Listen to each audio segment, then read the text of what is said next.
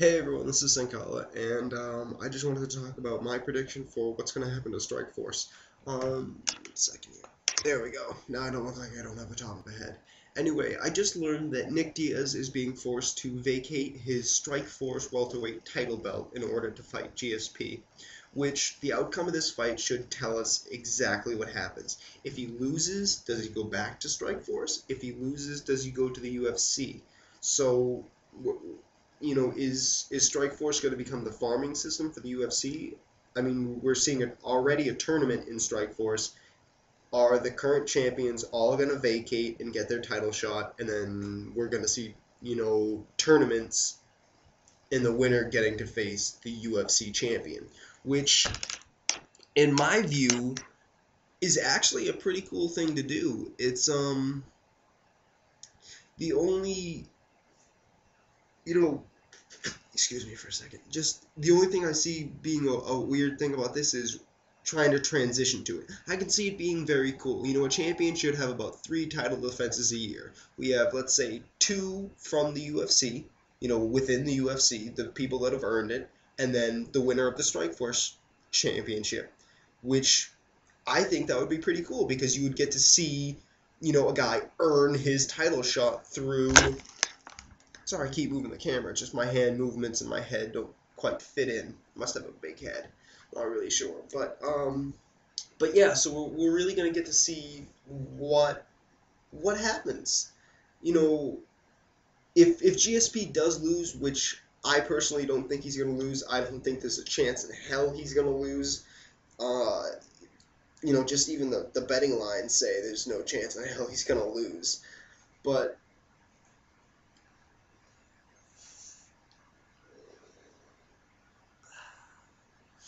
anyway, but we get to see Will Diaz because, and it is a very particular case of Diaz because he is a very popular fighter. He's not my favorite fighter, but he's a very popular fighter. There are a lot of people pulling for Diaz in this fight, so that just shows that even if I personally, as someone who I'm just a very hardcore fan of MMA. I see that, at first I said he didn't deserve a title shot, but now that I see that, he's vacating his title to do it, I definitely see him.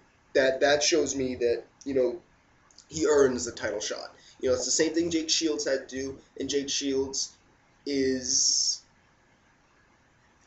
now in the UFC, but the thing is, the reason I can't comment on that really is because Jake, he vacated the title before the merger, which, good call on that one, Jake. I mean, you would have just ended up probably vacating and fighting Anderson, which we would have gotten to see Anderson versus non-juice Sonnen 2, which it might have been a good fight. You don't know. What's Jake's next move? Is he going to stay at 170? He didn't look all too good at 170, so I definitely think he's going to go back up to 185.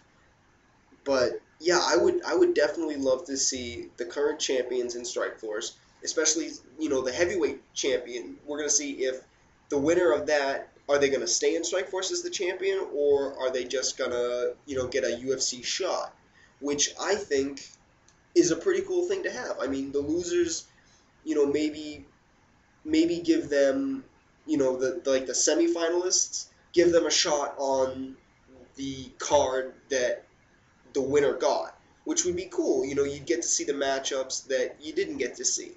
So, let's say Overeem wins the tournament. That would mean Verdum and whoever. It'd be a hard thing to do, but, if the UFC, as smart as they are, I'm sure that they're setting something up with Strikeforce, but I definitely think we're going to see the Strikeforce, franchise become a farming system for the UFC, which isn't necessarily a bad thing. I mean, they already have the Challenger Series, which is a local farming system, and now we're going to see a higher level, earn your spot in the UFC. And it's going to be a great thing for fighters that are, on a 2-fight losing streak, instead of just saying, fuck off, they can send him to Strikeforce to be on, send him on the undercard. Don't give him a spot in the tournament, but maybe next year they can try and earn their way back into the UFC and, give the guys, a couple fight deal in the UFC, and then we'll see, because there are a ton of MMA fighters looking to fight, and I think this would be a very cool thing to see. It does leave Strikeforce without champions, but, maybe.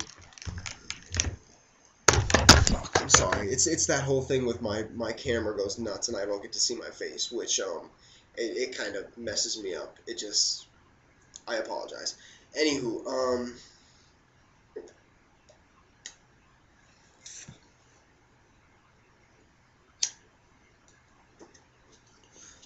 sorry I went out talking too much.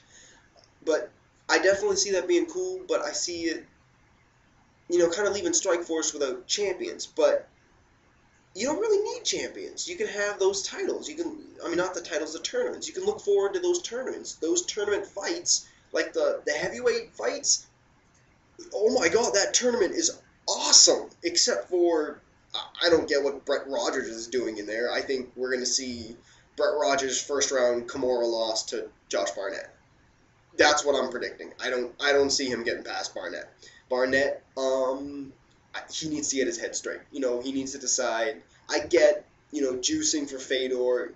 It was a thing. But now Fedor's got 2 fight losses in a row. And if Henderson beats him, there's a lot of talk of him retiring. So definitely tune in to watch Fedor, because it might be his last fight. And, if you're just watching his last 2 fights because they were just UFC fight, not UFC, but USA fights, and thinking, wow, that guy kind of, he didn't really do much. Go watch his Pride fights. That dude is a badass. And, maybe it's just his time to retire. A lot of these fighters are finding different times that they need to retire. Randy Couture, he got knocked out by Machida and said, listen, I can take the lower level guys, but I'm obviously not going to be able to get a championship, and I'm not just going to be the stepping stone. So Randy went out the way he should have gone out. He lost to a very up-and-coming fighter. It gave Machida a good win, which he needed, and still pissed off about John Jones versus Rampage. We all know Dana loves Rampage. There is no question in my mind that Rampage getting the title shot was Dana's doing, which is a lot of thing that's pissing me off. Is Dana is making a lot of moves that are Dana's idea, not the fans' view. Honestly, Rashad Evans versus John Jones, that was supposed to get set up. John Jones got hurt. So instead of waiting, Rashad Evans decides, okay, I'm going to fight Phil Davis. Phil Davis is a very good up-and-coming fighter, coming off a win over Little Nog, which was very surprising to me, coming in as a replacement for Tito Ortiz. And, we get to see, that, to me, wasn't even, like, a thought in my mind that it wasn't a number 1 contendership shot. And now to give Rampage this shot? What did he do? He split decision Machida, in which he himself said there needed to be a rematch because of bad judging. And then he beats Matt Hamill. Matt Hamill is a good fighter, but Hamill was in title contention? Whoa, wait. Hamill was not in title contention. No. But anyway, that's just my quick view on what's going to happen. My phone's ringing, so I gotta go. Peace.